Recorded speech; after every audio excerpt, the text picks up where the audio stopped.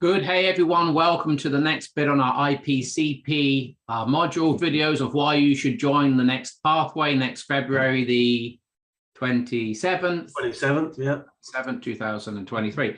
Good. So we just want to talk a little bit about how Identity Compass and the artificial intelligence brings an integral capacity to coaching. And we're going to have Jay talk us through how standard or traditional coaching works in the left-hand quadrants mainly, and how Identity Compass brings a more holistic, whole and integral approach to working with the client and also for you as a coach. So we're going to have a quick look at a slide and then Jay and I will have a conversation. So here we go, get ready.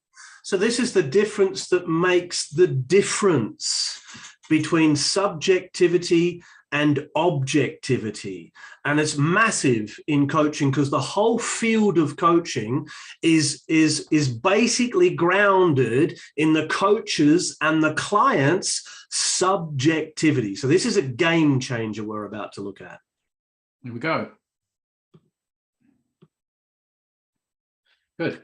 So if we look at it, this is a map of the subjective or the inner experience and the objective or the outer experience of the individual, and as plural, as a collective, as part of a team, a group, a culture. Yeah. And so we're looking at the subjective and objective of the individual and the collective. If we look in the upper left quadrant, you'll see it's marked there in red. The inner experience of the coach counts for almost everything in conventional coaching. So that means that a coach not only has to be really well trained, but they've got to have gone through it themselves. And if they haven't gone through it themselves, they're going to find it really, really difficult to navigate contextually as well as subjectively the landscape they're taking the client through. Now that plays out in stuff like high performance sport where, hey, I'm not a Formula One driver and nor do I need to be, in order to help another Formula One driver get their inner and outer game straight and right to be able to drive effectively to their potential. So currently coaching is grounded in the coach's map and the coachee's map. The coachee is bringing their subjectivity to here's the problem and here's what I want. The coach then says, well, given what you want and given the problem that I am hearing subjectively behind that problem is X. Oh, well, that kind of makes sense. And it all begins to land and they might work their way through it and it might be actually pretty useful. Good. In the lower left, second person perspective, then they are co-creating a shared map. Firstly, a shared map of current understanding, and secondly, a shared map of difference. And that's as far as conventional coaching can go. So left-hand quadrants. Left-hand quadrants. Okay, so that's like traditional coaching, even developmental coaching, right? When you're just, what you're saying is the coach subjective experience and the client's subjective experience are interacting to the coaching session. Right. Good. Holistically. And the big problem with that is that the coach doesn't have any context. So they're going to only rely on what the client's bringing to the process, which of course is going to be limited to what the client thinks is important. And this is the difference that makes the difference. We need to turn that subject into object. So we need something or someone or a process or a system to help us do that, to help us take a mind dump of the client and make it objective. Good. So how does Identity Compass make this a more integrally informed coaching session in the right hands? Well, it does that. It turns subject into object by asking a series of forced answer questions. It's not a nice test to do because it's forcing you into answering questions and then throwing up different questions based on what it's forcing you into answering.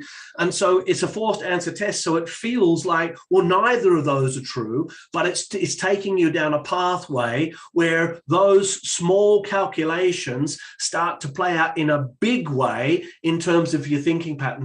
It maps your thinking patterns in an objective, scientific, rational, logical way. Okay, and so what is a factual map aspect and what is the functional map aspect that we could have in a coaching session with Identity Compass supporting us? So the factual map is actually mapping out, given some scenarios in contexts. It uses the work context, but it's absolutely mapping cross-contextually.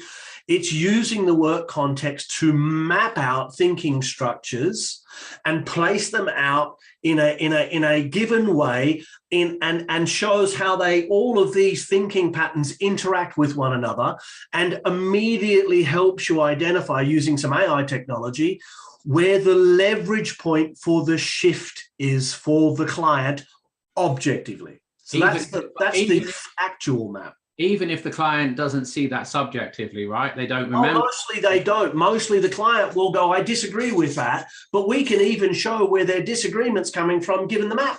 We can show how they mismatch, and that disagreement's actually part of a mismatch, and we can tell that that's on behalf of self-care based on what we're seeing in the map. So we can real time actually feed back the patterns as they're occurring in the coaching session to wake the client up so that they can grab a hold of this and start to do the work to grow themselves up, to clean up the stuff they need to clean up so that they can begin to show up. So then we have a functional map that emerges out of the context. Yeah. Which is context. So two aspects to this. One, the functional map is still subjective within the client's mind. How things play out for them and how they connect them to what's going on in their inner experience is like guesswork.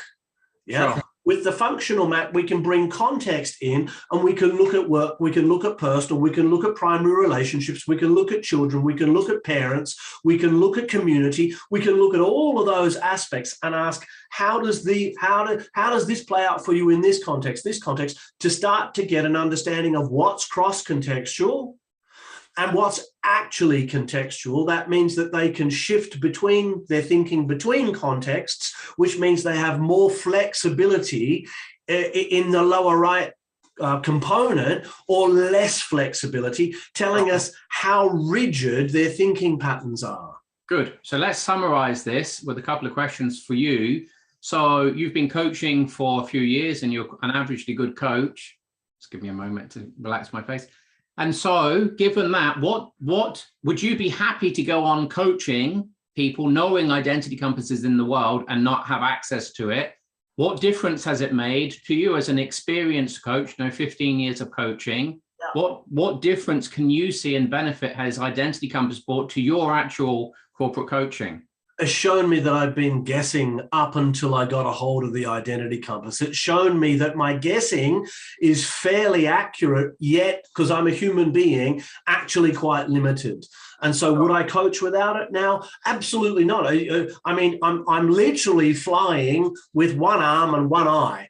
And so, it's to really get to the level I need to get to genuinely find the leverage point with the client, the Identity Compass just adds far too much value for me to guess any longer.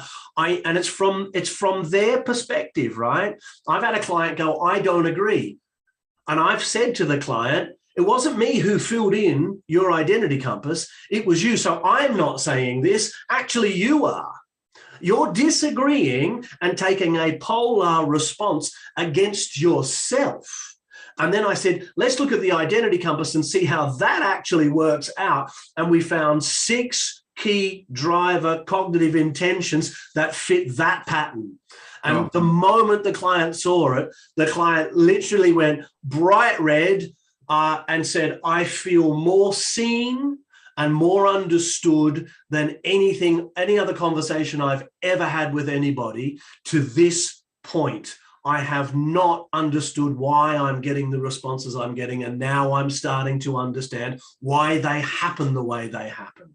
And what percentage would you say that's Jay Headley's capacity, and what percentage would you say that Identity Compass has informed in that session? Well, part of my capacity is to take in and make meaning with the client out of the identity compass. So I'm going to go 60-40, but that 40% is the difference that makes the difference. And what's the 40%?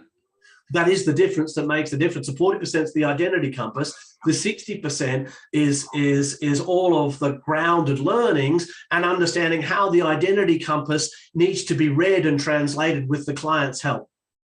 Does a coach to coach the way you've just talked to need to be an excellent, outstanding, well-experienced coach to be able to use identity compass in that way? They need to have that experience. They need to learn it. But what the identity compass will do is it will train them how to learn it in an accelerated way. So instead of it taking 5 years to become an extremely experienced, well-honed, well-rounded coach, having done the work on yourself, we'll cut that down to 2 or 3.